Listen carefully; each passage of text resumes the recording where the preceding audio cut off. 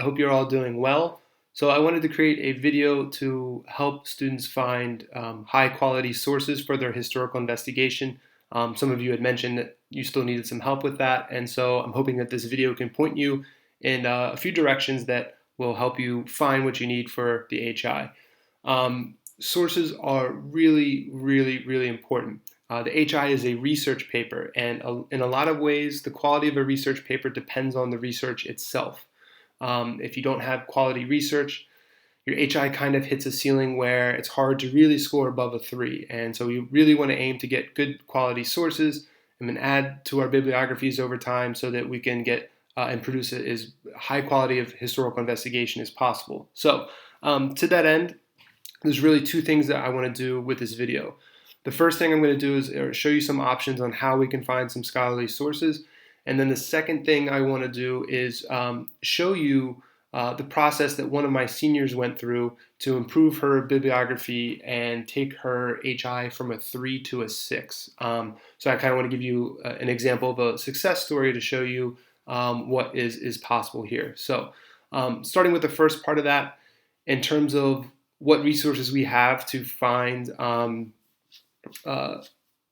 scholarly articles, we all know we have JSTOR, right? And remember, the login, username, and the password are found on the stage 2 document, right? So you can look back into the document. I think it's actually on stage 1 as well, and you can find this information to log in. And if you're having trouble logging in, just let me know. Okay, so you can log into JSTOR, and JSTOR is a great database, but it seems like I think that we might have some limited access, and that it doesn't always return the results that we would like when we search. It's still a really good place to start for journal articles, primary sources, books, book reviews, things like that. So use JSTOR. One thing I would say is that the search engine that JSTOR has is not as powerful as something like Google. So you might need to try different keywords in your searches to try to find different articles that you're looking for. And a lot of times with like a literature review in grad school and stuff, you might actually have to keep track of what keyword searches that you used when you're building your research. So try JSTOR. If you haven't already, it's a good place to start. But if you are having issues, you can let me know. Another great resource that we have at our disposal right now is called Project Muse. And Project Muse is by Johns Hopkins University. And right now they have expanded, I think, to give virtually everyone access to their archives at this point. So if you notice here, it's high quality, peer reviewed, 100% full text. That is what we're looking for, right? We want quality scholarly sources. Peer reviewed means that other scholars look at these sources before they get published. And that's part of what separates peer-reviewed from something like history.com or biography.com, and why we don't want to use those other sources, right? We want the highest quality sources that we can possibly find. So you can go in here, and I'll post the link in the updates on Schoology and also on Google Classroom. But you go here and you just type in something, so maybe like the Korean War. If your HI is on that, it could be anything. And you should get a number of results.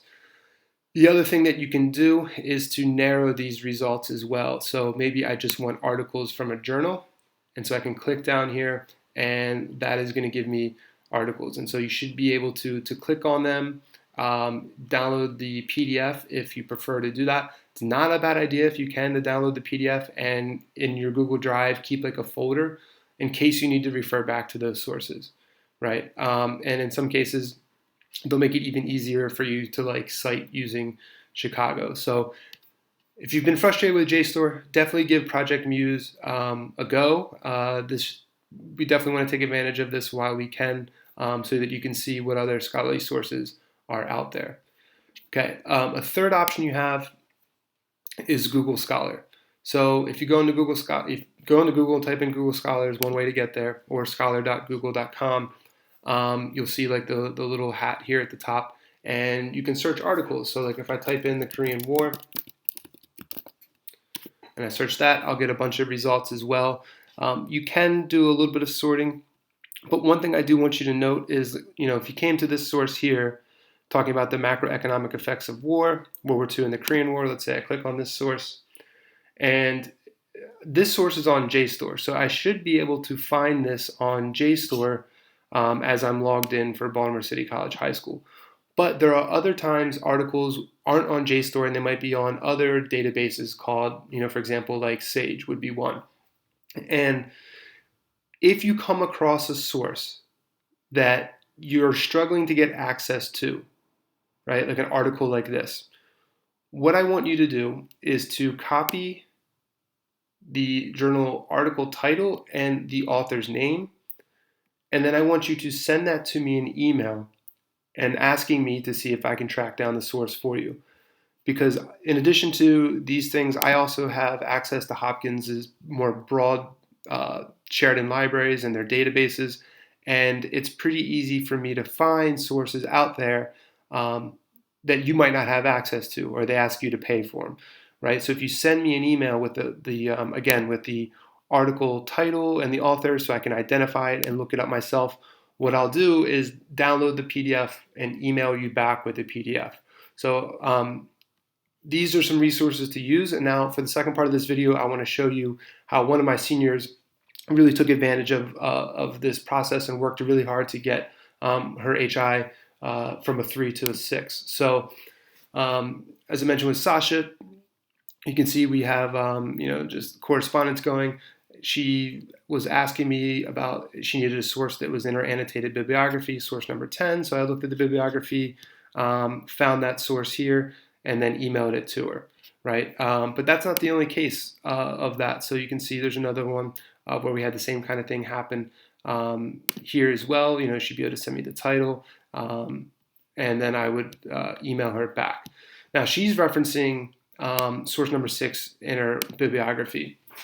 And I'll explain that here in just a second, but I wanted to show you at the beginning of the year, this is what Sasha's bibliography looked like.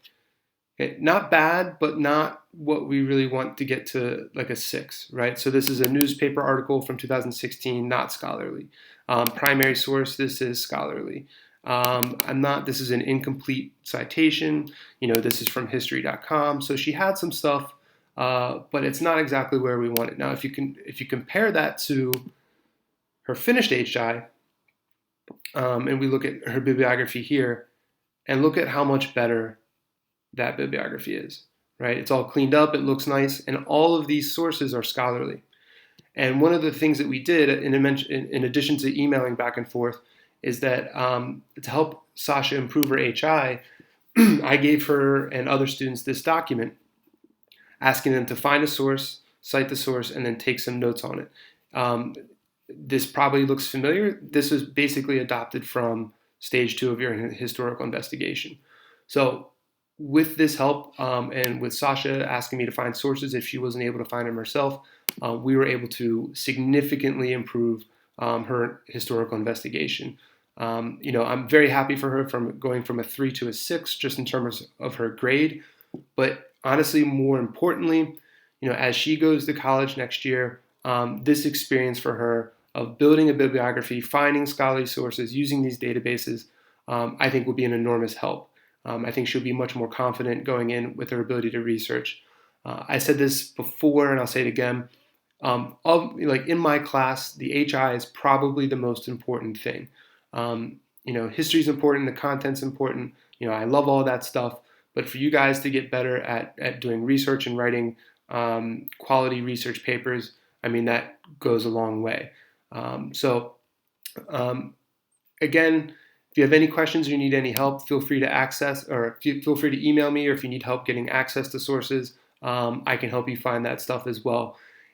Build out your bibliography, find the scholarly sources, and the rest of the stuff will become much easier. Okay, thank you.